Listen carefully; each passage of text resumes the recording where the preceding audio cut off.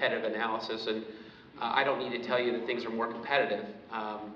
When I started in the industry about 18 years ago, we had some really big decisions to make. Do we give away the caller ID box or do we rent it?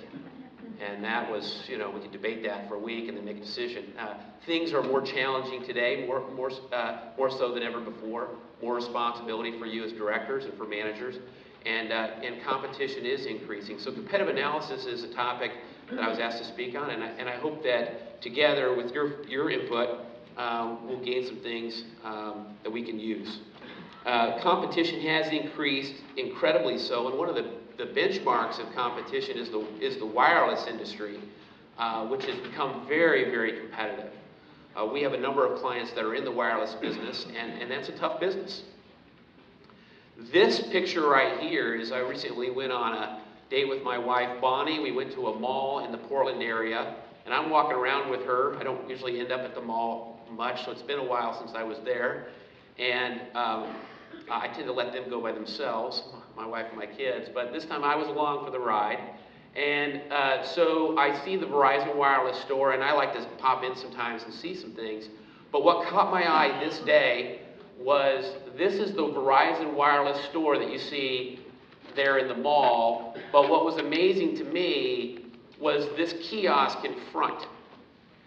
This is an AT&T reseller that parked themselves right in front of the Verizon Wireless store. And I thought, you've got to be kidding me. I mean, how did the mall allow that? I mean, or how did Verizon allow that? But that's like, you're competing against a cable company and they're just going to pull a van into your parking lot, and just, I thought, wow, things are competitive when you've got that going on. So I guess it's handy for a customer to just walk back and forth real quick and see what kind of deal they can get. But that is the AT&T reseller right in front of the Verizon Wireless store. So competition has definitely increased. Before we get into competitive analysis, I thought it'd be good to step back and look at the big picture of what is competitive analysis and why is it important, how does it fit? The reality is that competitive analysis, which is studying and monitoring your competition, isn't something that most people in this room are going to do. As a director, you're not going to be, mystery shopping your competition, trying to find product and filling out reports. You're not the ones that are going to complete the analysis. So this presentation is not the nitty-gritty of how to do a competitive analysis. I put the whole audience to sleep if I did that. But I wanted to explain it, define it, talk about the role, and have you get some tools so you can see how this could work for your company. But how does it fit in the big picture? It is one piece of analysis that you would do along with many others as you look especially at new opportunities. So this is here a slide that includes some of what we would call the classic 4 Ps of marketing. If you went and took a marketing class, which I have done as part of my business degree, they would talk about the 4 Ps, and they talk about when you make decisions about what you're going to do, marketing comes down to your product-related decisions, your pricing-related decisions, how you're going to sell it, the distribution, otherwise known as place, because they needed another P, and then promotion. And so that's marketing. Many companies look at marketing as just the promotion piece, just the sales and advertising piece. But a true marketing is broader. And it includes product-related decisions and pricing decisions, et cetera. It's another reason why we say many people within your organization are involved in marketing and not just those who are doing the advertising sales part. The C is the customer being in the middle of all those decisions. So they're at the heart of what you're trying to achieve. Competitive analysis is one of the things you might do. For example, if you were doing a marketing plan, which may take a couple months to do a real thorough marketing plan, you may look in depth at each of these pieces to decide what are we going to focus on, what are our priorities, how are we going to be successful in the marketplace. So you're going to look at what's going on with technology, the legal regulatory environment, which is huge for our industry. You're going to look at what's your own company, what are our strengths and weaknesses, and you're going to look at other factors. For example, demographics, which is a big issue for marketers today. The changing demographics within our country. Not just an older population, but how are the younger customers different than our older customers? the changing minority mix, especially the Hispanic community for a lot of companies. And in fact, competitors, many of your competitors are being more aggressive as far as trying to meet the needs, say, of the Hispanic community. And so that's another kind of competitive opportunity or threat. But that would be in your other category. Today, we're just going to deal with this topic of competition and how that impacts these decisions about product, price, place, and promotion.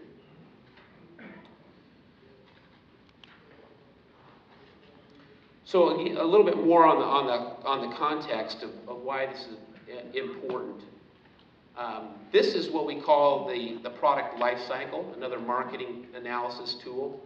And with the product lifecycle, it's pretty simple. It just basically says, you know, when you have a new product, it starts out pretty fast if it's a good one, and starts to really ramp up in sales. And at some point, you reach a saturation level, starts to flatten out a little bit, and then over time, declines. Typewriter, really popular at one point. Now, when's the last time someone bought a typewriter? You know, that word really has fallen off. There is still a typewriter repair shop in Portland.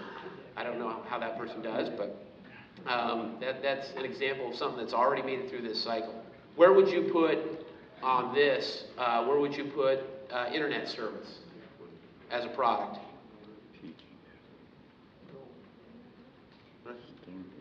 Growth, maturity, growth. What about TV service? That maturity. How about cellular phone service? Growth or maturity. How about landline phone service? It's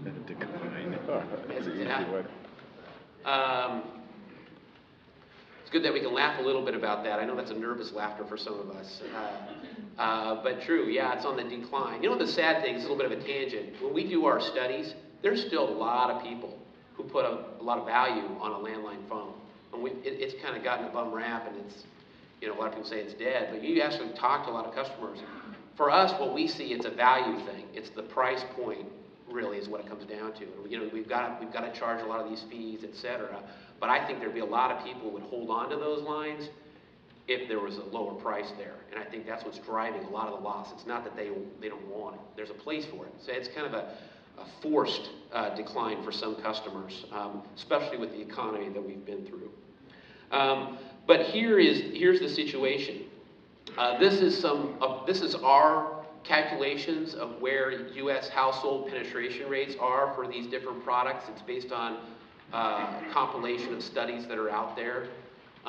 So we see that television, pay TV subscription is around 88%. So about 88% of U.S. households are paying for some kind of cable service or satellite service.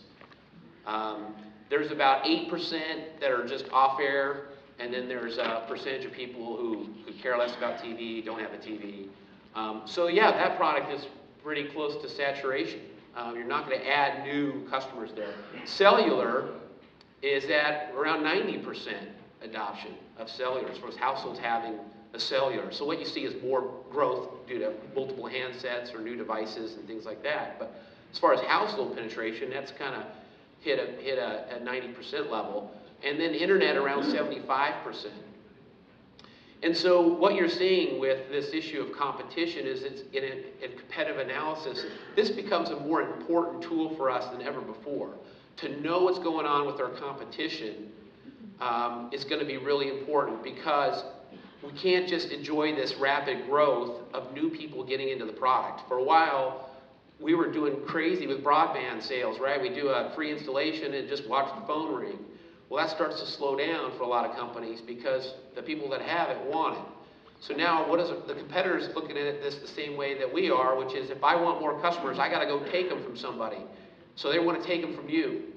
And so competitive analysis is a tool for your company to make sure you have a program in place to be monitoring what's going on with your competition, so you're informed about what's going on with product and price and promotions, so you can move more aggressively to respond to that and not lose customers. Likewise, what we see is that as you look at new business opportunities, many companies are going to have to look into new geographical areas. So going into new markets. And so competitive analysis will be a tool that you'll need to be fluent with if you don't you do it yourself or know what's required, so that when you go analyze new markets, you can make some really good business decisions about whether that market makes sense for you to make an investment in. We recently received one of the best compliments we've ever received from a client in the Southeast who was looking at 3 different markets. They were very successful with a fiber to the home triple play build in their traditional markets. They were doing lights out. We had the opportunity to do a TV demand study for them that showed they'd be successful. And they called us one day and said, Dave, you were right on with that other survey. We want to do a new survey, and we want to look at these 3 new markets out of area to go into and look at overbuilding with fiber and offering triple play. So we did the study for them, did the survey for them, and then we were sitting there going, wow, this is going to be a bummer of a webcast, because the findings said, don't do it. And so we get on and we're presenting the findings, and we're thinking, what a bummer this is going to be. And at the end he said, man, this is fantastic. Thank you guys so much. I was like, wow, that's great. We were, the numbers don't look good. He goes, you're right. He goes, but you saved me millions and millions in time and pain and money, because this isn't a good business opportunity for us. And so doing that market analysis, doing that competitive analysis was really important. We have seen many companies just decide, let's go do this, gung-ho. Let's go, we're great, they need us, let's go do it. And they don't go through this diligence, and then you get the calls of, hey, the penetration rate's not going so well, can you come and help us? And you'd rather stop them before they ever go down that road. The other thing is, with the, I'll get to that here in a second. No, I'll just go ahead and deal with it now. When you look at out-of-market opportunities, one of the ones that we do see having the most promise is out-of-area business type opportunities. So you think about looking at new markets. This is kind of a tangent too. Look at new markets out of area. Those business communities seem to be pretty ripe, because they value a lot of the things that you provide. They do put a higher dollar value on good local support, business account reps. They usually have a higher revenue for those accounts. There's more dollars there. And so it's overall tends to be a better business opportunity. So just to give you an insight of some of the things we're seeing from different studies we do around the country, we think that's one that's really may have some merit as all of us go look for new revenue opportunities. The last tool that I wanted to talk about relative to this issue of competitive analysis before we get into the actual top 5 questions is the adoption curve. And so what this is another basic marketing tool, and it basically says that for most products there's a type of customer called an innovator who is eager to buy and adopt those first technologies and tools. So for example, smartphones, when they first came out, the innovators were some of the very first people to buy them and check them out and work on them, see if they like them. They were the first, innovators were the first to try a TiVo or a digital video recorder, so you can pause, record, and store your TV shows. And then there's an early adopter group that's next, and then most people fall into the early majority, late majority. And then there's a laggard. There's a group of customers that are just some of the last ones, and that's okay too. But they're some of the last ones to adopt it. They want to make sure they're comfortable with what they have. They don't put a high need on the technology. So you have these different styles.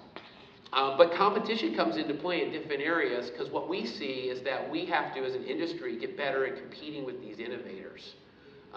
We've started to do some studies where we actually try to take the respondent and classify them in these different buckets, and then ask and see how are they rating the telco as far as innovativeness, how good of a network we have, customer satisfaction, all of these metrics, because what we think is important is to do well with those innovators, because they have a voice to the rest. So doing well with the initial customers for a product being very important. So we'll talk a little bit more about the adoption curve. There was a company in Montana that we worked with that actually wanted to get this data for their market.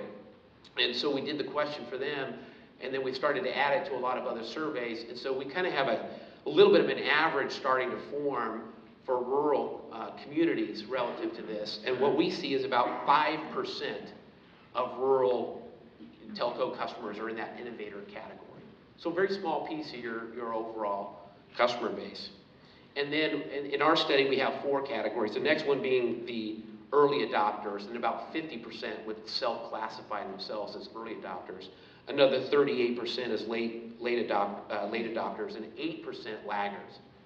So most people right there in that middle. But maybe those statistics are interesting for you. I should have mentioned to you that the slides that you see, I'm going to use every slide that you have in your presentations, but I have obviously added some. And that is because the due date for handing in your slides was when I was actually out of country. I was in Rwanda. We have a client that does some work in Rwanda. So I was in Africa, a 10-hour time delay, the craziness of travel, put together my slide deck, submitted it, came back and was going through it. I thought, I think there's some more things here that I can add of value. So there's some additional content in the slides. And if any of you would like the full deck that you're seeing from me, I'd be happy to give it to you. And I can probably find a way to get it to NTCA too. So at the end, you'll see my email address, or you can come see one of us for that. And I'll make sure you get the full deck. So we're going to get into the top 5 questions in a competitive analysis. And the 5 that we want to cover are, who are your competitors? And how do you compare to them? We think that's a very important question. What are they selling? How are they selling it? What does the market say, especially about you versus your competitors? And then who am I? Who are you as a company? Who do you want to be? And we think that's an important question within the competitive analysis. So these are the 5 that we're going to cover, but we're first going to do a little bingo. So Sue will have someone draw, and then I'll call out the numbers so you all know, because I'm sure you won't be able to hear her throughout the whole room. Okay, so P, Kansas. P, Kansas? P, Kansas. We'll do 2. And in bingo, for those of you, I'm sure everyone's played, but if you've not played, the middle square with the little pivot widget in it, that's a free space. And we're doing 5 across. Someone asked me yesterday if we're doing 4 corners. No, we're not doing 4 corners, we're doing 5 across. And it's V, Reno. V, Reno. V, Reno. Anybody got 3 across already? 3 in a row already? No? No? Okay. Oh. P, Kansas City. V is in Victor, Reno. V, Reno, P, Kansas City. Some of you are from Kansas City. You probably don't want us to give you a vacation to Kansas City. You can choose it if you'd like. So let's talk about who are your competitors and how do you compare. We see that you're competing against more than just telecommunications companies, but you look at our industry and how much more competitive it's gotten. On the phone side, who are we competing against? We're competing against traditional cable companies that are now in the phone business selling digital phone service, Skype, voice over IP type players. Magic Jack is one that's been around. I actually downloaded the Magic Jack app, and I was using it in Rwanda, calling home free. Couldn't believe it, compared to, I think it was like whatever, $40 a minute or something on my cell phone. Instead, I used Magic Jack for free. Cellular only, the latest data is showing that about 30% of U.S. households are cell phone only. That's a smaller percentage in rural markets. That's the U.S. as a whole, but about 30% are cell phone only in the U.S. On the internet side, we have the cable and satellite providers. The satellite providers now going to roll out even higher bandwidth speeds through their offering. Smartphones. So one of the things that we started to see through some of our research was people started, in focus groups in particular, they would talk about what they're doing to save money with the economy, and some of them were going to pretty creative and resourceful steps to save money. And so they would take the cell phone and download their emails to their cell phone, and then they would sync up to their laptops, and then that's how they would do their internet service. And they were canceling their internet connections. But one of the things that we've started to see, though, which was a positive, is that what they didn't expect is the bill to go up. So some of those people that dropped internet are now coming back into internet and resubscribing. I don't know if you're seeing that. Anybody seeing that in your markets? We've lost some and starting to get some back. I see some people saying yes. So that's a positive development for us. But yeah, now that you can get a smartphone These have made it really, really hard for us too on research now, because you used to be able to ask very simple questions. Do you have internet service? Yes. You know, do you have a dial-up or high speed? And it used to be very simple that way. Well, you can't ask that anymore because some people may have a smartphone as their primary internet. Some people may have the data cards that connect to your laptops, and some people have both, and which one's primary versus, so when you're asking them even to rate your internet service, you almost have to ask 3 or 4 questions to figure out which one they're actually rating. So it's gotten a little bit more complicated. Some people are using their neighbor's Wi-Fi. How many people have a problem with that as far as people, you know, sharing accounts? So yeah, people using their neighbor's Wi-Fi. On the television side, cable, satellite, off-air, we talked about that as an option. In my town, Wilsonville, Oregon, was the headquarters for Hollywood Video, which is now completely gone. And so in the town that once was the headquarters, there's not one video store. You can't rent a video. All there is the red boxes, so you can go rent one out of the box. That's all that's left for us, or to stream. So interesting there on the television side. I think on the TV side, one of the things that's been encouraging for us as an industry is that people are not dropping as much their traditional cable for alternative ways of getting video content. They're just becoming more and more complementary. And most studies show that that's going to be the case, so that's good. But now we're starting to compete against other firms we never did before. You go to the Office Depot in Wilsonville, and there's a big sign out front, this is it, we fix computers. They're starting to go after some of that Geek Squad type offering that many of you are also offering. So now you're starting to compete against them. And Best Buy has done a lot of interesting kind of creative things trying to get into technology and telecom. We're starting to compete against other local tech firms as our industry gets more tech oriented. And then really, we are competing with a lot of our services, whether it be premium channels, internet speeds, a lot of our offerings. We're competing against just, in general, that limited amount of disposable income people have to entertain themselves.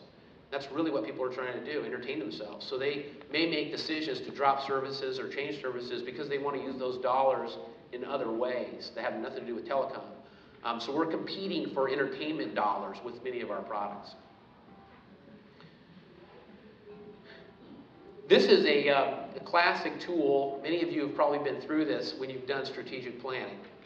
Strengths, weaknesses, opportunities, and threats, SWOT. You use that to kind of identify what are our strengths as a company, what are our weaknesses as a company. When we look externally, what are the threats coming at us, and what are the opportunities that are out there for us. And it's just a basic tool, but it can be very valuable for companies to walk through and discuss and get some clarity as far as where you may want to go.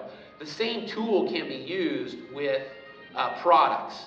So you can kind of go through and use this same tool for developing some products. And really what we wanted to talk about a little bit at this point in the session is a key part of competitive analysis is to identify what truly are the gaps between us and our competitors.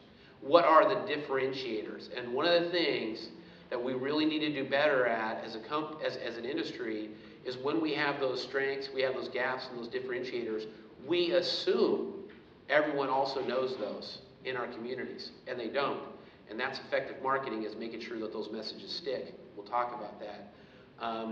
So once you have those differentiators and those gaps, doing a great job hammering those messages home in your community is really, really important. And that's going to be a big part of the game within competitive analysis, and then doing something with it. And we will talk more about that going on. Also, within competitive analysis, one of the crazy things that you will see as you do more and more competitive analysis is what they have on their website, or what is the stated, or what you think some of the real differentiators are. Actually, you probably won't be that surprised by this. Your competitors may not be telling the complete honest story about that. So you think you've got to edge up on them as far as fiber to the home, but then you start to do some competitive research and find out how they're trying to blur those lines and why effective marketing can be important too. So what's the real story with your competitors is something that's important to get at too, not just what's the documented offerings, etc.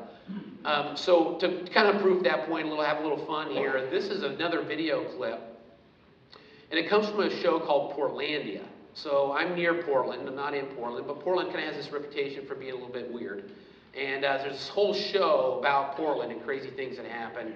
And has anyone seen the show Portlandia? If you have, okay. So it's pretty funny. There's some really good episodes that talk about Portlanders and Oregonians. But this is a scene that I thought you might enjoy. It's this couple that are looking for the mayor of Portland. And you don't need to know why, but they're trying to find the mayor of Portland. So they have this idea that they can you track him down by his cell phone. So they're going to go into a cell phone store because of this emergency. But I thought it was kind of funny because it's probably an experience for a lot of us and our customers as they deal with others within the industry. And I will just warn you, there may be a commercial here at the beginning that we have to watch because I'm pulling this off of Hulu. We love ordering sushi, but it was getting expensive. Have you seen Captain Stewie and Little Miss Neptune? Did you look all over the place under your desk? They're fish. They live in a bowl. There's an easier way to save. Go to geico.com. Get a quote. 15 minutes could save you 15% or more.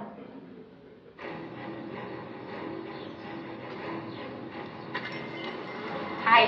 Hi. Hi, how are you? Good, how are you guys? Actually, we are looking for somebody. We're looking specifically for the mayor of Portland. And we were wondering if you could trace him using satellite technology to pinpoint his exact location. Like maybe he's got his phone on him and you can track it on a map. I think that exists. Are you on his family plan? We're not. Oh, well then we can only help you track if he is on the family plan. Oh, really? Yeah, legally we're not allowed to do it. Damn it. Damn it. All right. Do you guys want to sign up for a family plan? Yes. Sure, his family plan, we can do that. No, you start a family plan and you just add him to it and then I can help you locate him. That's great. Yes, we'd like to do It's that. standard on all our plans. Yeah. We're not like kicking out someone in his family to do that, right? This is a new plan. It starts over. This is Great. a fresh start. It's Okay. actually, the program is called Fresh Start. Yeah, why would you be concerned about kicking someone out of his family? That's not what this is about. The basic plan we have for the family is the Family Talk plan. It's called All Talk. You get 400 anytime minutes, which you can use anytime. There's another one called Even More Family, and that is 400 anytime minutes, unlimited nights and weekends. That sounds great. We'll do that. There's more options. There's Even More Family Unlimited, which is unlimited minutes and texting plus web. Okay, so No. one doesn't have texting, the other doesn't have web. We'll just get one that has everything. Okay, well then you want the Simply Everything plan. Okay. There's also Simply Everything Plus. Which is what? Simply Everything plus texting. What we want is your most standard, basic family plan with a satellite locator. The This Changes Everything plan is what you want then. Yes, that'd be great. Okay. We'd like to sign up for that plan. Okay. We're ready to do that. All right, let me run through a couple more plans we have. We have the Strive plan, the Go-Getter plan, the Free and Clear Didn't we plan. already sign up for a plan? Why is this a new Not yet. plan? Time is of the essence. Awesome. This is the mayor of Portland. He could be lying in a ditch somewhere. He might have been kidnapped. Do you guys want the Data Pro or the Data Plus? What do most people get? It's about 50-50 split on that one. What's the last one you did? The last transaction, did they do Plus or Data Pro? Actually, that information is confidential, but I have their phone number, so I'm going to call them. No, I don't care. The Pro. We want Pro. Great news, you can add another line for $5 a month. Yes. You guys want to add another line for I would love $5? that. Yes. Great, so you guys are all set. That is the plan, Simply Everything, Everything. Shared anytime minutes, plus rollover. Okay, now we can pick your besties list, which is 5 people that you can call, even if they're outside your network. Here's the... No, it's you, me, and the mayor. You get 5. We'll pick the other 2 later. We'll do it online. I didn't get your names here. What are your names? Fred and Karen. All right, so I'll put him on your list too. What's your name again? I'm sorry. Fred. So now we just have to choose the phone. Our most popular models right now are the Vitrio Charisma, Revelation, That's what we want. Epiphany, Torque, Trick, Dazzle, Create, I want Max, Vitrio. Bonus, Opus, That's and the first one you Blast said. Radius. I actually want the torque. Good choice. Karen. All right, now our most popular colors for those are bubblegum, metallic bubblegum, Great. metallic pumpkin, and pumpkin. What's the difference? Karen. This is an emergency. Any color is fine. 2 pumpkin phones, 1 Vitrio, 1 torque. Thank you.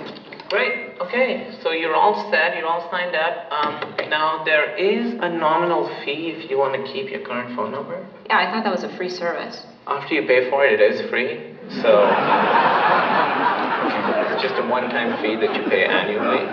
It's not a one-time fee, but It is one time in that you only pay one time a year. great. It's not one time. All right, great. You guys are ready to pick out your sunglasses. What sunglasses? We do have a promotion right now.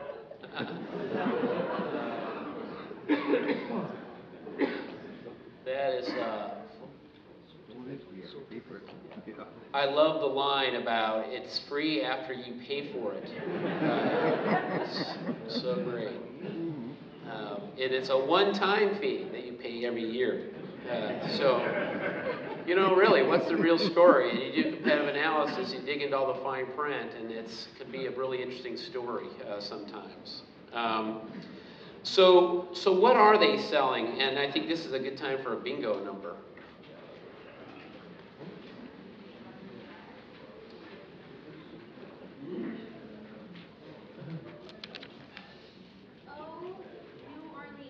Oh, New Orleans. Oh, New Orleans. Now do we have 3 in a row? Anyone? No? No 3 in a row yet? Oh, we gotta do one more then, yeah. Either that or someone's quietly gonna wait and just yell out bingo right now. T? P is, well done. P is in pivot, Tampa. No? Okay, well, we're going to keep going. We'll see. The drama will unfold. So before we get into kind of the different product discussion, just take a step back because I think this is important. A product is a need-satisfying offering. It may not actually be a need. A lot of it could be wants. So need can be a little bit relative based on who you are. But it's something that you're trying to satisfy, that will satisfy something for customers. And one of the things that becomes more and more important for us to understand is, as we have transitioned and continue to transition, we are becoming much more of entertainment-related companies. So people looking for an experience, looking for some personality, wanting to have some fun, be entertained. That's part of what they're looking for as they interact with companies, not just tried and true reliability. And when you think about the overall customer experience that you provide when you sell a customer something, it goes well beyond just, hey, it's 5 megabits and it's $39 a month. Many of us think that's the product that we're selling. But in the customer's mind, it's much broader, especially when you think about when we want customers to recommend us and refer us and share about our brand and our products. They're thinking about it from the full experience, from the time they called you and what was that experience like, or when they walked in your business, your retail store, your business office. For them, that's when product starts. And so it goes through everything from how is it packaged, what kind of warranties are involved, were the instructions like some of the ones I get with my kids as toys, which I'm just baffled by because they make no sense. Or was it very simple to understand, and are your products easy to implement and use? And the installation experience, one of the things that's happening within competition is our competitors are seeing that experience of interacting with people out in the homes or in the businesses is really, really, really important. So you're seeing a lot more of these firms starting to dress up their employees, making them look sharp, training them on things like the hospitality industry trains people on, so they get really good at some of that warm and fuzzy and how you treat a customer and that whole experience. So that's all part of product within the customer. When they think about someone asks them, how was that installation, or you just recently got TV from so and so. They're talking more than just channels of price. They're talking about the whole experience. So I want to make sure we made that point this morning. Let's look at some of the things that are happening on the product side outside of just those core services. And so here, what we have is Comcast. They have this other brand, Xfinity, which many of you know or compete against. And one of the things that they're doing on the product side is you talk about features being part of the product, is they've kind of expanded well beyond what we've traditionally done, say, for wire maintenance. And they've said, well, we're going to start selling these maintenance plans outside of just the line. So here you see they've got a Protect Your TV offering. Here they have Protect Your Computer.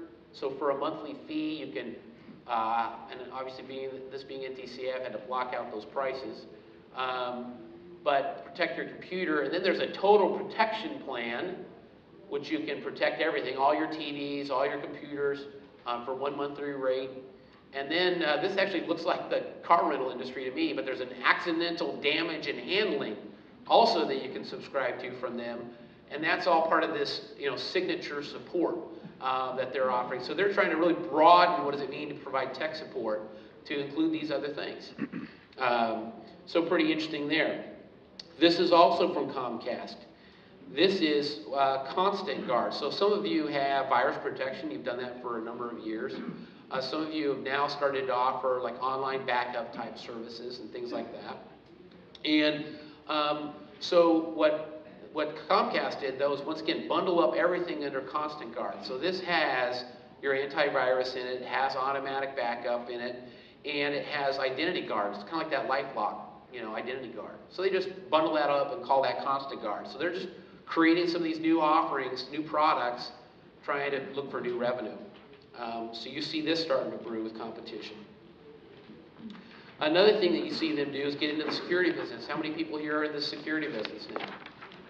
Yeah, quite a few. That's really something that's really growing. And a lot of companies are having good success with that. And even tying that into bundles and being successful with that.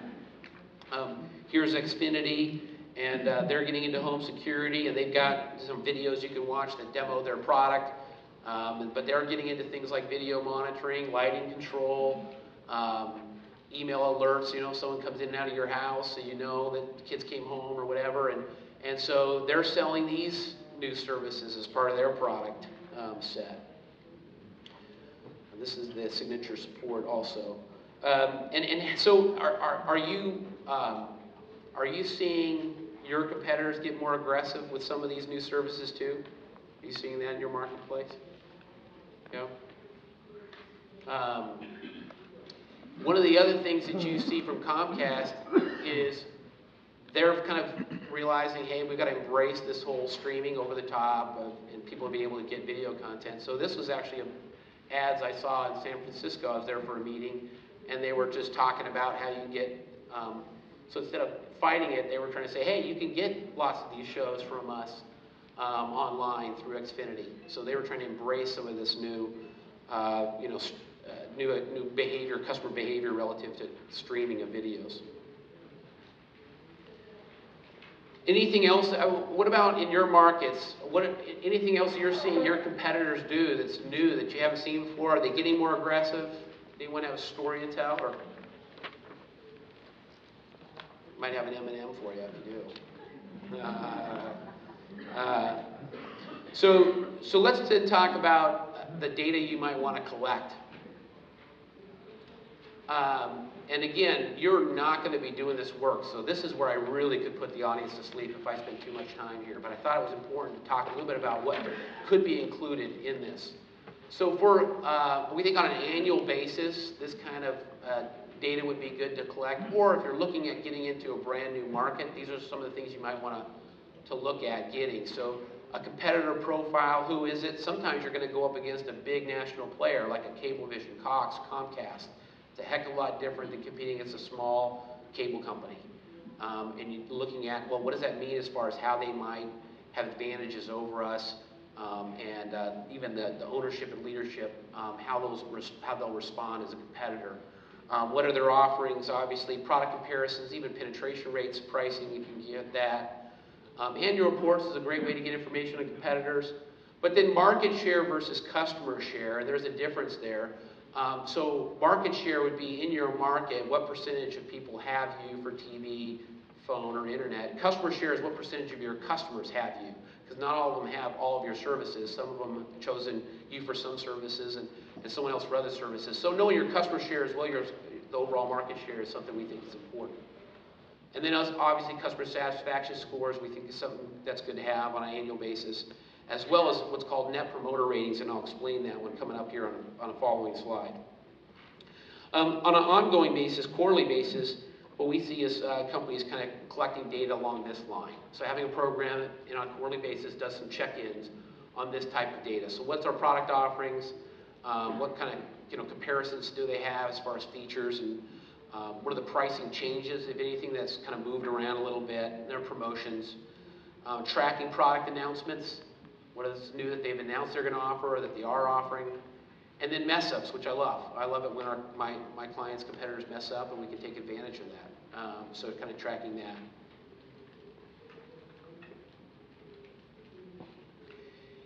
And then if you're looking at a brand new industry, there's a deeper set of things that you can look at, barriers to entry, how much buying power the customer has.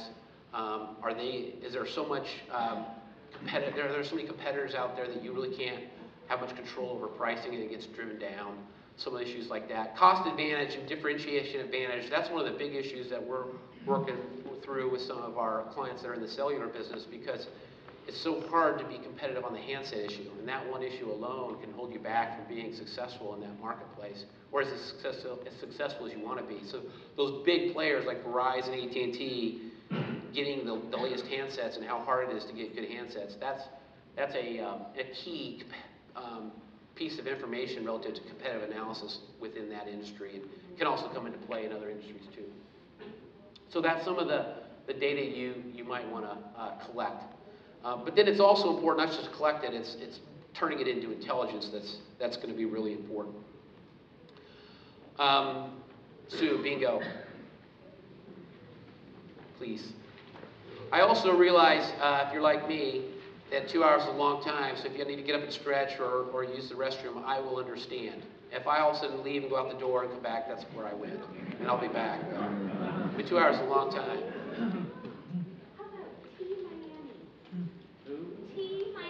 T Miami.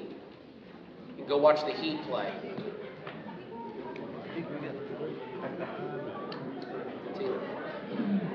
Huh? You don't have any yet? Ouch. You need a new card. Yeah, you can pay $1, you get a new card. All the money goes to FRS. What? Oh, Las Vegas. Oh, Las Vegas. Anybody have 1 in a row? 3 in a row. Nice. All right, we're getting there. We're getting there.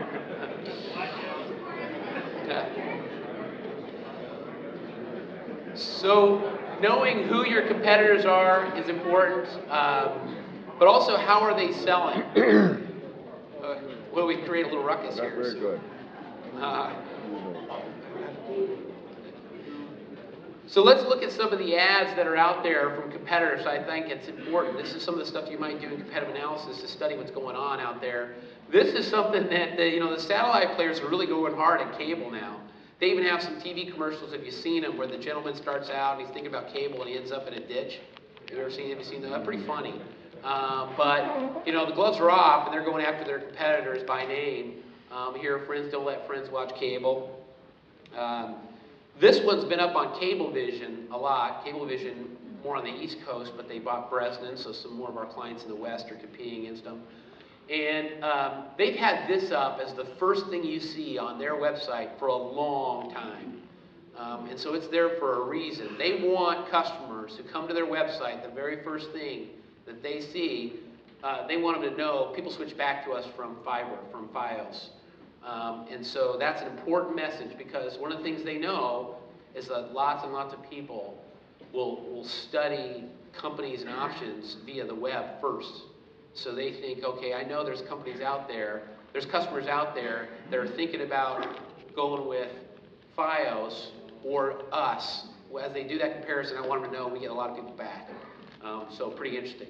I was surprised by how long they've left that up, but we usually check on those monthly. This is new, fairly new, Dish offering triple play bundles. So now it might be hard for you to see some of the messaging here, but bundle and save. How many have used that in an ad? Anybody? Yeah, a few.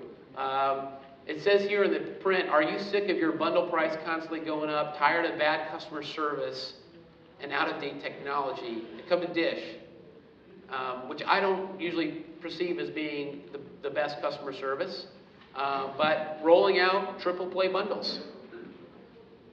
And they bought up a company, Liberty Bell, and that's how they're offering a lot of their voice services. It's not available in my area. I think I might want to plug my battery in. So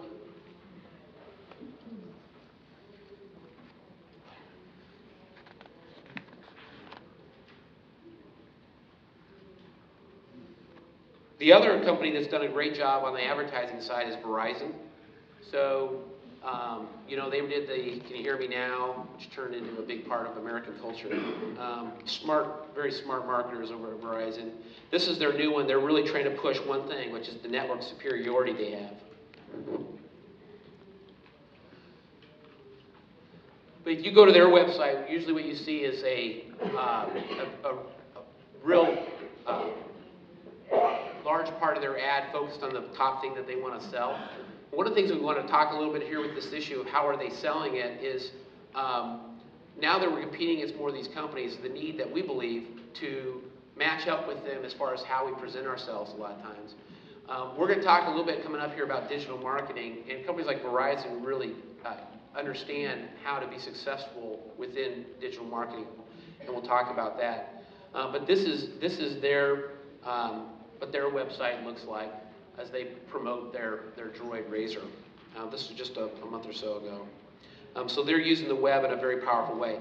What we try to talk to our clients about is the fact that you should assume that about 50% of the people that are interested in something you send them, so you send them an ad in the mail, or they see a billboard, or it's in the newspaper, about half will first go to your website first before they ever call you.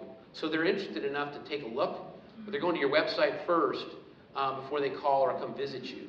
And how that experience goes may kill that sale or help nurture it along, right? And these companies really understand that. So having a solid website that works for you 24 hours a day, 7 days a week, we think is really important. That's an important asset. Some people just say, hey, we've got a website, it's fine. No, it's really important tool for you to compete. This here is the retail store for Verizon. Here's the other thing that competitors are doing out there as far as selling. They are getting much smarter at putting themselves in the flow of traffic. So I showed you at the very beginning, Verizon and this AT&T reseller, they are saying, okay, well, where are all the people? The people are at the mall. So let's go put ourselves in the mall. And let's set up these retail stores. A lot of us are still in this mindset of, well, let's make them come to us. And you may or may not have a business office that's in this, the main corridor traffic area of your town. And so some companies are starting to say, do we need to have another place that's near where customers are so they can stop in that's convenient on their way to where the traffic is. This is a store that Verizon opened up in a town. This is part of a mystery shopping that we did. And they put the store right next to the busiest grocery store in town. I mean, that's where everyone goes. So they put themselves right next to that. It's just smart. But they know we're going to probably double, triple our traffic by doing that. A friend of mine's an insurance agent and in Wilsonville, and he moved his business from two streets off of the main strip onto the main strip. And his business has gone up 4 times. Same guy, same insurance, same community involvement, just happened to have his business now on the main drag versus 2 streets off. He says, it blew my mind. He said, I knew it would be a stimulus, never thought I would go 4x over what I was, as far as new people coming through the door. And a lot of these businesses understand that, and we'll talk a little bit more about that coming up. I think I have a clip here. So this is an audio clip, so there's no real fun visuals that go with it. But I did a mystery shop last week of a company of ours that competes against a cable company offering triple play. They both offer triple play. And so I went through and asked them a lot of questions, and where I'm going to take the clip is where I play dumb a lot of times, and it's not hard for me. But in this case, I play dumb as far as, one trying to understand things, and I get them to kind of talk a little bit about why they might be better. And that's when I'm trying to get this cable company to tell me I'm trying to learn what their sales pitches are from a competitive analysis standpoint. I thought you might find it interesting, some of the things that they say, or at least this individual says.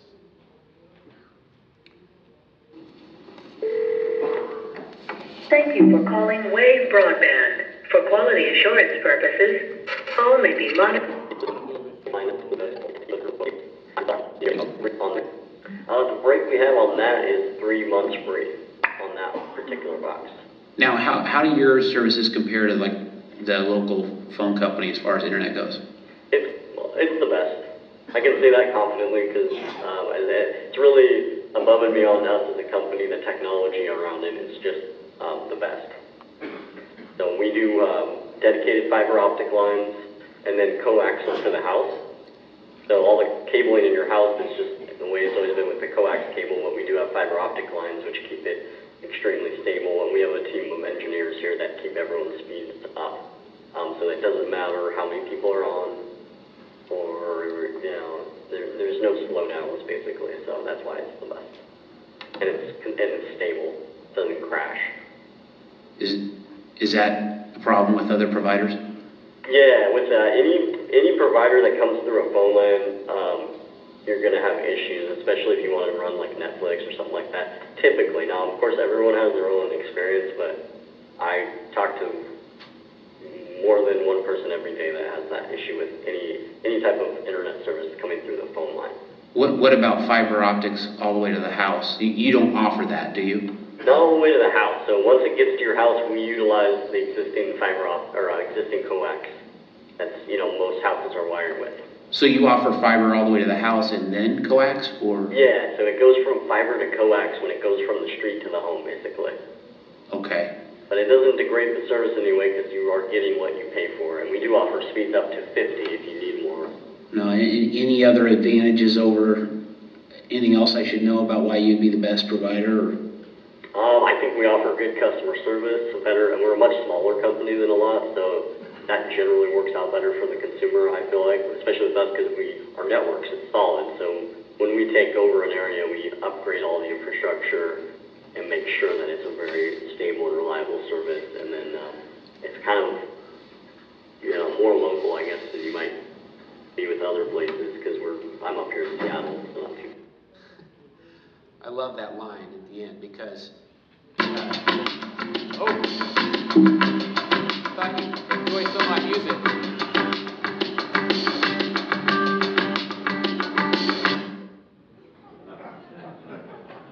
That little ditty was from the Newsboys. So my favorite line there is this line of, we're local. And so he goes, we're local, we're in Seattle. And Seattle's, that was like 4 hours from the community I'm calling into, But, they're trying to steal all of the things that we're trying to talk about, right? All those differentiators we talked about, local, fiber optics. They're trying to blur all those lines, muck all that up. Being aware of that, really important for us. That's the kind of information that's good for our front office teams, our technicians to know. This is what they're saying about us. This is what we're competing against. So this can be valuable data to even share within your within your employee groups. And this is stuff you can do yourself. You don't need to hire somebody to do the mystery shopping, the mystery calls. I typically, when I did this one, I just found an apartment building in the town and got the address and called and said, I'd like to know what services are available at this address. And so I always feel weird if having to lie. I don't like to do that. But I just tell them I'd like to know, and they'll start telling me, and they ask me what my apartment number is, and I don't have one. Okay, well, and they just assume you're going to be moving in there, and they start telling you what they're offering, and then I like to play dumb, and like I said, they share all this information. It's going to be very, very insightful. So we're talking about how digital marketing and then what competitors are doing to compete against us. And I thought it was really important for us as leaders, directors, managers to understand what's going on within digital marketing. So digital marketing is a new set of tools that have become available in large part because of the internet. So you have your traditional marketing tools like direct mail, newspaper ads, bill inserts, customer newsletters, billboards, radio, TV, or even that way. Digital marketing is this new set of tools tied to the internet. It includes things like websites, which most of you, well, all of you would have, but social media, which some of you have gotten into the social media space with Facebook, etc. Others being more hesitant. But social media also includes things like LinkedIn, or there's a site called Yelp, which many of you might be interested in going and looking at because it's a place where you can see ratings about different services. It started with just restaurants, but now it's a broader set of services but people go and rate different services, and it could be interesting to see if anyone's rated in your communities. Blogs, writing, online newsletter type articles and about your services or what's going on in technology, so that's another tool. Search engine optimization is an important one that I'll just kind of take a moment to explain for those of you who may not be aware of it. So SEO, or search engine optimization, those are the tools and techniques that are used to drive up where you show up in a list when someone does a search. So if you're looking for a Chinese restaurant in San Diego, many people would just say, oh, I'm just going to go to I'm not going to ask the concierge, I'm not going to look it up in a phone book, I'm just going to go to the web, Chinese restaurant, downtown San Diego, and boom, see what shows up. Well, if you think about people who are thinking about moving into your community, some of you are dealing with demographics loss, others are, people moving in is still an important part of the competitive battle. People thinking about moving to your community, a common practice for them might be, well, let me see who's available there for internet service. So if I typed in internet service and I typed in your city name, what comes up? What shows up in those listings? And search engine optimization has become really important because for a lot of industries, showing up on the first page makes or breaks your business. Because people don't want to go to the second, third, fourth page. They'll just look at what's on that top page, assume those are the best providers, and go with those. And even the higher up that you are. So search engine optimization are the things you do to get as high up on those listings as you can. Now, we have done some of this SEO analysis, and I'd encourage you to look and see how do you rate for your communities, for TV service or internet service, or computer repair is another really good one. How do you show up for things like computer repair if you offer that? And are you even in those listings? Because you're losing business if you're not. And then email marketing is another SEO practice too. So let's look at some of how this comes together and how your competitors are using some of these tools against you. Here's a Verizon Wireless ad from last year, last Valentine's Day. And so when you go to their website, you're not missing what they want to sell. There's not a lot of clutter here. They're going right after it with their deal, their online exclusive. So you will click on that and you get to this very clean, simple layout. Just the phone, a few bulleted points, there's not too much text, and they're telling you you've only got so much time left to get the deal. But then look up in the upper left corner, that like button there, that's tied to Facebook and social media. And at the time I took this picture, there was 344 people that had clicked that like button, that they liked this phone, they liked this page.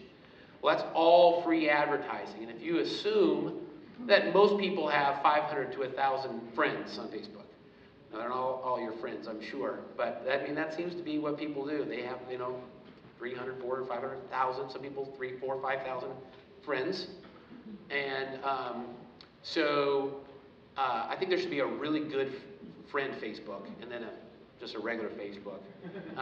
But 340, so if you just say 1,000, that would be 344,000 people that potentially see this ad because what happens is when you click that, many of you are on Facebook and you know this, but some of you are not. If you click that like button, that now shows up on your Facebook list as something you like.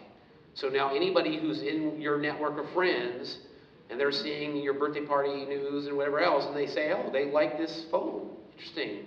I've been looking for a phone. Maybe I should click on that. And so that's all free advertising for Verizon Wireless.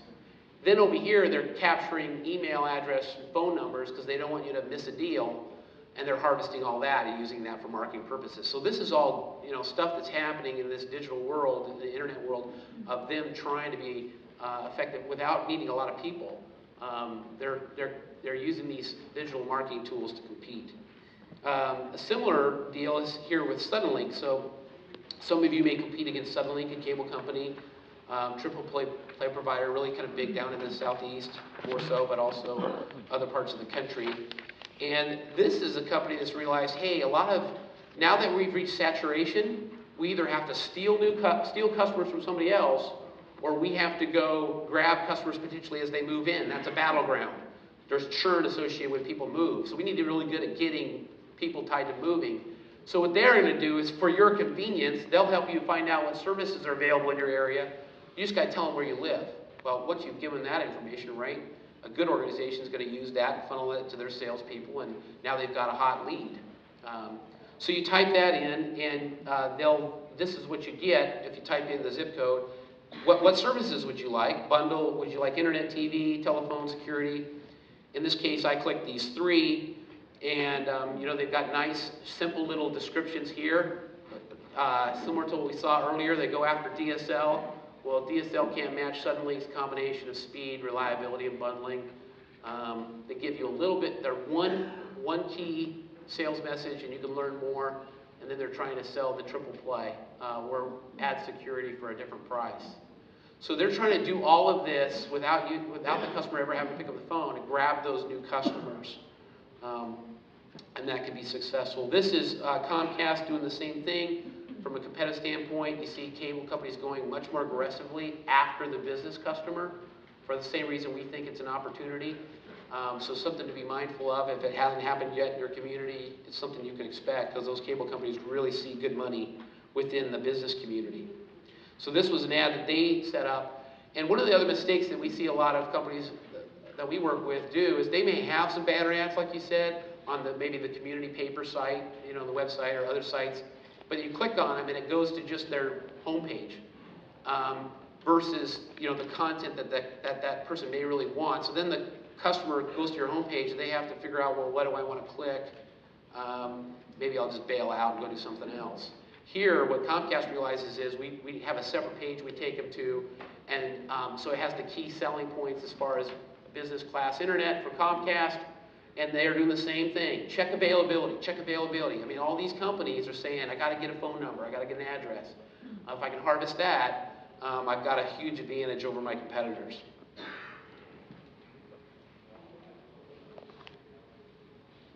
How about we do a quick bingo, Sue? Thank you.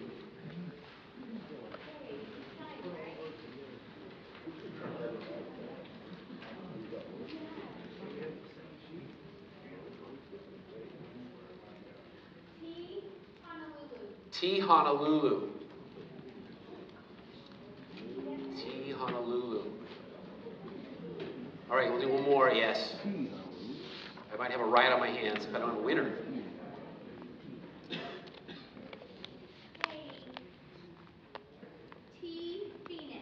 T Phoenix. T Honolulu and T Phoenix.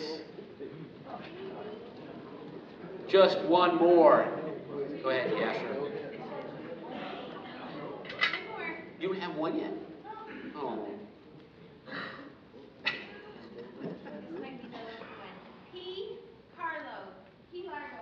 P. Key Largo.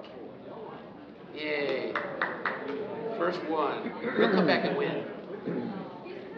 So no one's got bingo yet?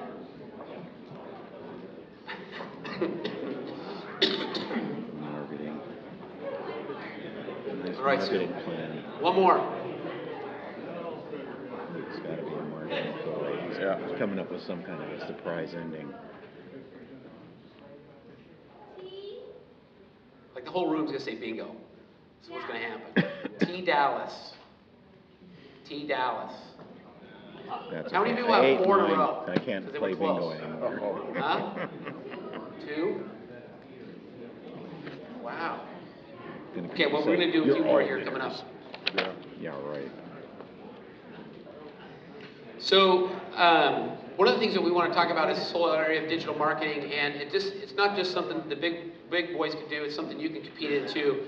Wanted to show you a campaign that we were able to work with a great company up in Alaska, Copper Valley, great folks up there. And this is a little bit dated, this is 2009, but I think it still fits as a good example. Previous to this year, Copper Valley did a promo where they gave away a free netbook. And many of you may have tried those promotions, and they've been very successful for a lot of companies. In this case, they said, well, we can't do that again because a lot of them, have a netbook already. So what should we do? So the idea was give them either give them the choice. They could pick a netbook, they could pick a Kindle, or they could pick a TV, an HD TV. So they could choose which one they want when they upgraded a bundle, renewed a bundle, added to their services. There's different ways that they could get one of those free products. So you see the different ads. So here's some of the traditional, but what we wanted to show you too was on the social media side, and there's been some discussion about, more and more discussion about social media. Many of you know this, but for those who don't, one of the things you can do with Facebook, the website Facebook, is advertise down to a very small geography. So you can put ads that show up not on Facebook the whole country, but just in your community. So this ad here was developed for this promo, and you see it tied to the other pieces, just letting them know, okay, if you sign up for a new bundle, you can receive one of these things free. So then you can click to that. So that ad was going to show up just in their markets. And this is what the size of their market looked like. So on Facebook, they had 2,240 people on Facebook that had accounts in their serving area. Of those 2,200, over the course of the promotion, the ad showed up on those 2,200 people's on their Facebook accounts when they were on. It showed up about 286,000 times that ad popped up. So some of them saw it maybe 1, 2, 3, 4 times. Maybe say that they saw the direct mail piece, they saw the billboard, or I don't think we did a billboard. They saw one of the other ads, but ultimately it turned into 63 clicks. Where then they clicked through and came to the website to learn more about the promo. The total cost for all of that, 286,000 impressions, which is an ad industry term, for how many times the ad showed, and the 63 clicks was $100. So you got all that for $100. Pretty cost-effective advertising tool. And ultimately what it did is turn into a campaign where there was 150, the goal was 150, and ultimately ended up with 194 new customers through a campaign like that. So a couple of lessons there as far as how you can use social media, but also the use of consumer electronics as a promotional idea for you. If you've been debating those, we've seen a lot of good success with those types of campaigns. And it's interesting, it was about a third and a third as far as what product they picked. And some of the products were a lot less than the others. I mean, the Kindle's going to cost you a lot less than a netbook. So we are a little ahead of schedule. I hope it's okay that we're going to end a little bit early. But we're going to go on to question number 4. But before we do, we're going to draw another one because we have to have a winner. We did New Orleans. Someone wondered about that. Oh, New Orleans was one of the ones we did.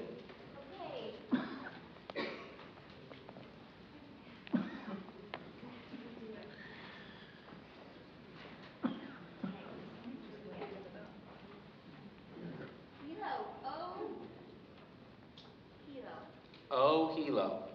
Oh, that sounds like a song. Who would have sung that song? Oh, Hilo. Huh? No. Not Madonna. What is it? V Napa. Went there on my honeymoon. V Napa. No winners yet? Who came up with this idea of doing this game?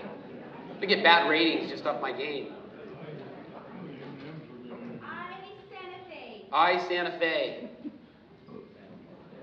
I Santa Fe. We're going to keep going until we have at least one winner, Sue.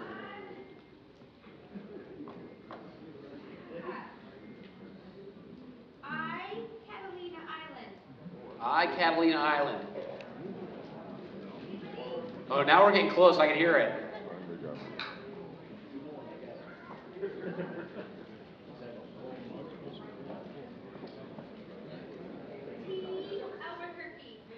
Oh, there we go.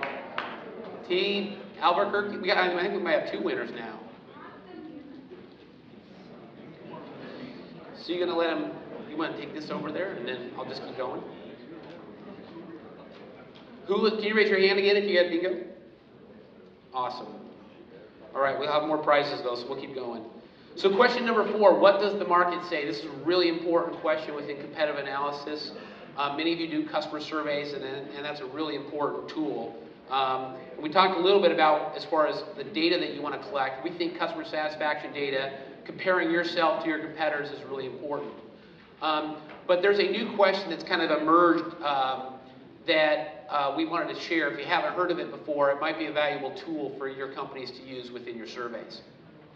So there was a researcher who was really trying to study what questions are the best indicator of companies that are growing, customers that are holding on to, companies that are growing, companies that are getting good word of mouth, companies that are able to hold back churn. There's all these different questions you can ask in a survey. They were trying to figure out what's the most important question. What's the best indicator of companies that shows companies that are on the rise, holding on to customers, adding customers, and really came down to this question as the best indicator for them. And they were advocating if you're, and one of the things that they were saying was they knew a lot of senior executives, that idea of one measure to be able to track over time would be attractive for them. So they came to this question: how likely are you to recommend? And you can put, your internet service or your internet provider, and that's how you complete the question. How likely are you to recommend your internet provider or your TV provider or your computer support specialist to a friend or coworker? And you ask that question with a 1 to 10 scale or a 0 to 10 scale is kind of the standard. Many companies will ask it as a 1 to 5 too. The larger scale gives you more variability, which we like. But what you do is you say, okay, the promoters are people who give you a 9 or a 10 rating. Some people aren't going to give you a 10, they'll give you a 9. But those are the ones that are enthusiastic about your brand. They're enthusiastic about your company and what you're selling. Those are the ones that would be saying, hey, this company's great. They're going to recommend you. A 7 or an 8 is still a positive score, but that's not a lights out. That's not somebody who's going to take time to really advocate for you. So they're kind of passives. And the reality is, a 6, while it's on the positive end of the scale, a 6, that person's not lock solid. They're likely to churn too. So 6 or below, you could look at as a detractor, someone who's just neutral about you or negative about you, especially if they're down in the 1, 2, 3s. So in this study, what you do is you take your promoters and you subtract your detractors, and you end up with a net score. And what you want to do is look at your score. You want to look at how you compare to your competitors. I'll give you a case example of a company that this is their actual data. 2009 at the bottom, going up to 2011. And they're in a market where they compete just against one cable company. They don't have TV service, so this is looking at internet. So how are we doing against our internet competitor? So you saw the first year they did the study, they found out we're both in the negative. So that's not good. Any negative score, obviously bad. So the real message in the marketplace, the market as a whole, not happy with the internet options in town. Just real negativity towards, and really not getting the job done as far as meeting customer needs and expectations. What happened between 2009, 2010, and 2011 is the company said, okay, well, what are we going to do about it? What's really important with this question is you ask why they gave you the rating. So if you're going to use this question, you've got to find out why. Because what you really want to look at is why are people giving us 9 and 10s? Those are things we're doing well. We want to keep talking about that. But what's going to take to get the 7s and 8s up into the 9 and 10? That's really an important part. How are you going to move those 6 and 5s up? So you want to move people up. So you look and study real closely what they're saying. And then you not just listen, you do something about it. This company did something about it. And you see that their scores now have gone up. So they've increased speeds is one of the things they did. And they rolled out some bundles. This company did not have very compelling bundles. They rolled out some new bundles and packages to increase value. So they improved value and they improved speeds. And the numbers really showed it dramatically as they were moving up against their competitors. Now they find themselves in a situation where in the market, they're holding on to customers better than their competitors, and they're stealing their competitors' customers away. So it can be really valuable. The top brands in the world, like Apple Computer and things like that, they're up in the 60, 70%. That's about the highest. No one's going to get up 100%. Just gives you a sense. There's still some room for growth. But hopefully this could be a valuable tool for you from a competitive analysis standpoint. Questions about this tool? Okay. And then we talked at the beginning of this presentation about customer quotes and that whole idea of going to smartphone. And I already kind of addressed the fact that this was a quote we started to hear quite a bit of, people talking about like this. But on the positive side, we are seeing people who canceled their internet service moving back into internet as a landline type offering, which is good. So I think I covered that already. The last question we're going to cover today is, who am I? And I think this is important. Now, all the other questions have been other focused, externally focused. But we think within competitive analysis, it's also important that you look inward and look at yourself. Because if you do a really good job deciding who you want to be as a differentiated, the best provider in town, you're going to create more and more of a gap between you and your competitor. So some companies are so focused on the competitor, they're not thinking about, well, what do we want to do? What do we want to be? It's kind of like a football coach sometimes, and it says, let's make them play our game. It's that kind of mindset of who do we want to be. The industry certainly has changed from when I got into the industry, and I grew up in a town served by a co-op. So I've been in the industry for a long time, and it's not news to anybody here that's a different business than it's ever been. So this issue of who are we, it's been a topic of this whole conference and your state meetings, et cetera. It's not a new question. But one of the things that we wanted to just also bring up with this is what has happened is a profound change within our country. Whether we like it or not, people have embraced the electronic gadgets. So whether it be iPads, smartphones, DVD players, laptops, I mean, that is a big part of our world now. And so people are embracing them. Why? Because they're finding them as a source of entertainment, a way to stay connected, be productive as a business. And entertainment is a big part of it.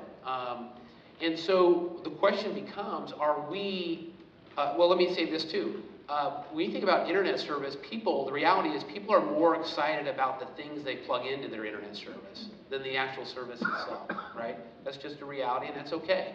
But, we were watching a movie on our iPad while here, my wife and I, and it's streaming. We're just kind of amazed by that. We don't bring up our Netflix app on the iPad, start watching a movie, and you're sitting there going, this is really amazing that we can do this here. We don't have to rent a movie or anything, and so it's amazing. So this is a new part of our world. Whether we all are embracing this or not, this is the way the country is and is going. So our job as business leaders and directors and leaders is to say, what does that mean to us and our company? So we think it's important that we look at it, whether or not a big opportunity for us is related to embracing this digital lifestyle. I'll give you an example of this. We have one company that in their market, there's no real go-to place to get help with computer support. There's no Geek Squad. There's no place to go look at any of these things. Everyone has to go to the bigger city to do that. And so they're really wrestling with their internal people about, do they try to become a place where people can come and see this stuff and play with it, even if they don't sell them? Because do they need to be the place that people say, do they need their customers to look at them as the local broadband company and realize, hey, that company gets it. They get it. They're not part of the past. They're part of this future, and they embrace this world that I've also embraced. So they're dealing with that. They're also dealing with their tech team, because their tech team is saying, we only want to do virus removal. That's the only thing we want to do. Everything else is hassle. And yet they have, weekly, they've got multiple customers come and saying, hey, can you help us with this? And they turn them away. No, we don't do that. Can you help us with this? No, we don't do that. So there's this huge opportunity for them, if they're willing to take a little bit of risk and work through some of these issues, to be the go-to place for this digital lifestyle in their community. So I think this is part of that who am I question. That for them, I think, gives them a real differentiator over their competitors. And I think that's why it's important. So when you think of brands like this, you tend to think of companies that are, more forward-thinking, innovative, have some personality. And we're not saying you're going to be able to put your logo up there and have them, and people would perceive you in the same ballpark. But I think there's a need for us to think about, challenge ourselves, is this an area we should go as far as how we want people to perceive us? Do we want to be perceived as someone who gets it, that's up with technology, that's innovative? And if so, what does that mean as far as the things that we will do and invest in? Here's just an example of one company that we worked with. Is anyone here from RTC? Do I have any friends from RTC?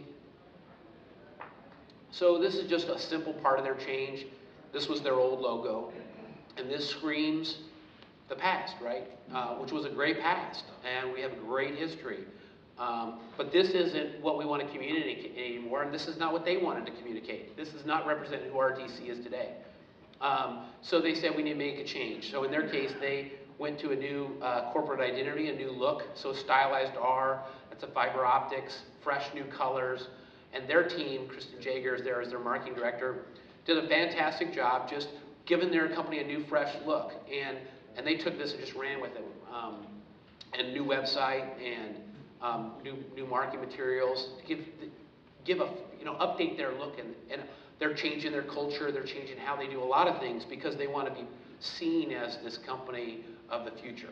And so I think that is important. Ultimately, this is what we're in the middle of a transition, right? And it's not easy. This isn't, I think I could have found a better picture of a phone than that, but that's where we were, providing access to the network. That's what we used to do. And really, the future is one where all these devices, applications, we're adding value to that, we're adding intelligence to that, we're enabling that, and that's a different type of company. So that's really where we see the future is within this question of who am I. So can we do one more of these?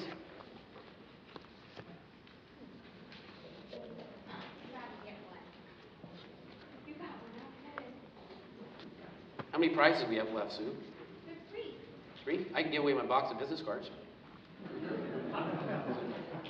Or a duplicate copy of a workbook.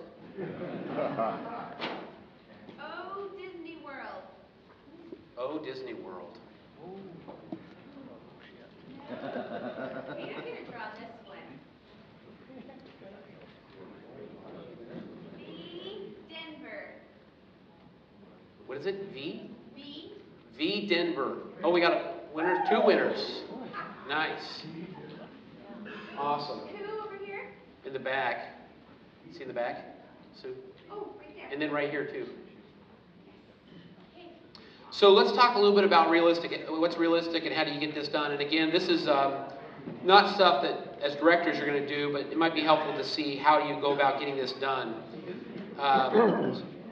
So this is actually some of the data that for competitive analysis that we did. This is kind of a chart that we filled out and the data that we collected. And we thought we'd just share with it, and maybe you could just take it and go do it yourself. If this is something it's time for you to do a competitive analysis. But it's quite simple, just getting out a spreadsheet, identifying who your competitors are, in this case maybe an entry, mid, or higher end, that's on the internet side, and gathering some of the other data that's associated with that. We're also sharing with you here some of the data you might want to collect on the television side. And then on the bundles, you can have a spreadsheet that talks about what's included in these different bundles, and term contracts also being a part that you might want to capture.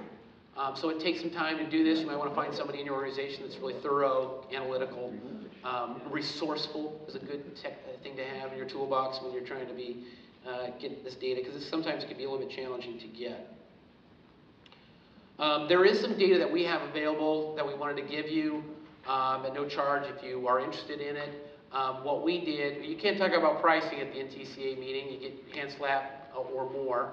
But what we did is one of our analysts, along with one of our principals, went and studied over 150 NTCA companies, and you see the different regions represented, and we just gathered pricing data that we could get on phone service, internet service, security, Geek Squad, internet TV, and then looked at creating some averages. What's the average price for TV in the entry-level package? What's the average price for a high-end package? What's the entry price, what's the average price for internet service?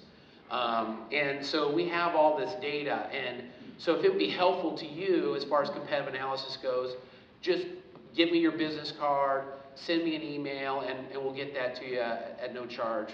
If that data would be valuable to you. It also has some data on promotions, because we kind of studied promotions in this. For example, is the average discount that we saw being advertised. And then what we also looked at was the bigger players, not just the ILEC type NTCA membership, but how does it compare to the Verizons and Coxes and some of the bigger tier 1 type players? So tier 3 is more of what's represented probably in this room, the smaller companies. But we also found it interesting, for example, the bigger players much more likely to have an initial discount versus the smaller companies. We just thought that was pretty interesting when we were doing the analysis. And there is more data on there, what type of promotions people did. So that's all in there if you want that. Some other tools that are out there that are free, that might be of value to you. NTCA's New Edge is another great tool out there to keep track of competition. Pivot, Bernie Arneson, my business partner, he used to work at NTCA and he runs our DC office. He's the publishes Telecompetitor. Is anyone here reading Telecompetitor? You got a lot of hands there. So there's about 15,000 people subscribed to that. And that just gives you a lot of data on what's happening with competition. So it's another great tool for you. Both of those good sources of information on competition. Google Alerts, still find some people who are not aware of Google Alerts and how those work. And that could be valuable to you within your business, but also just personally. So on Google, you can go in and there's a tool under the others and more, miscellaneous, whatever that button is, and then there's a whole set of other Google tools you can get to. With a Google Alert, you just basically enter in any kind of phrase or word or name, and when stuff gets published on the internet, a news story or a website related to that topic, you can get an email, daily or weekly, on that topic. So we will oftentimes put a list of competitors in there, and we just use that to track our competition. So when they announce a new product offering or something, we're going to get that news and get that information. I put myself in there because I always like to know, well, who's putting something on the web about me? So I have Google Alert set up for myself, so I know all of a sudden where I'm showing up. So that's also a free tool. You can look at Facebook, mystery shopping, which we talked about, which could be walking in person to go talk to a competitor, doing the phone call like I did, or this is another great way, a chat. This is me on a chat with Comcast. I thought you might find this one interesting. So this is me talking to Comcast, and I also asked this question, what's DSL? This is what I thought was great. What's DSL? The answer from Suzanne is, DSL is like the old brother of dial-up. And so when that came across, I laughed. I was like, well, what is that? An old brother of dial-up. But ours is high-speed internet already. And I thought, what an interesting answer. It's not what DSL is, but that's what the competitor's telling you DSL is, right? Or they're telling their prospects. And then, well, how do you compare to fiber optics? And she says, we are using fiber optics for our phone service, which means the line is not through a public line like dial-up, but through a secure line. So the things that they will tell make things challenging for us. But I thought you might find that as fascinating as I did. And then debriefs, not only your own customer surveys, but debriefs with your own people. They do a lot of interaction, the customer service teams or the techs. It's just sometimes just having a powwow. What are you hearing? What are you seeing? Could be a valuable source of competitive intelligence. So some different tools for you that I hope were helpful.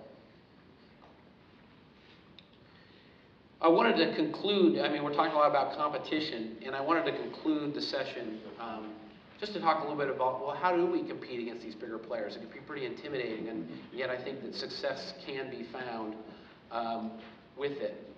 And I think it comes down to these 6 things. One is acting like we belong, because we do, being a little bit more aggressive than we have in the past, learning from the politicians, going to where the people are, beware the Kodak moment, and embrace some of these digital marketing tools that we talked about. And I'm just going to talk briefly on these as we wrap up.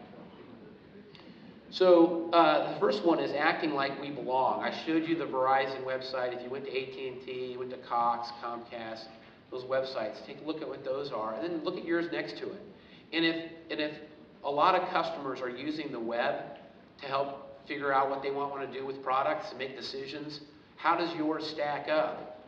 And it shouldn't be an afterthought. It shouldn't be just, hey, yeah, we have a website, so that's fine. It's, do we have one that makes us look like we belong?